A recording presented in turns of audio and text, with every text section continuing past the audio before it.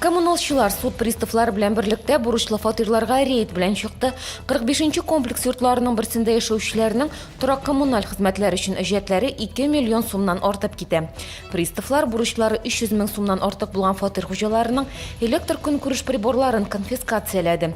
Шулы буенча гомуми бурыч күләме 712 миллион сумны тәшкил итә. Бүгеннән армияга чакырылу сораулары буенча Койнар элемтә эшли башлый. Республиканың кеше хукуклары буенча аппарат һәм хәрби комиссариат вәкилләре бәхәсле сораулар һәм чакырылу белән килеп туган мәсьәләләрне чишү өчен ярдәм итәчәк. Койнар элемтәгә иртәнге 10-нан кичке 5-кә кадәр шылтыратырга мөмкин. Бу минутларда Шолы IT паркында робототехника буенча чемпионат үтә. Онда 300-дән артык укучы катнаша. Алар Шолы, Алабуга, Тукай, Нурлат, Мамадыш, Лениногорский, Зей районнарыннан. Әлеге бәйге республика күләм булачак ярышларның зона этабы булып тора. Быел бәйгенең биремнәре катлаулы оештыручылар чемпионат 9 номинациядә үтә.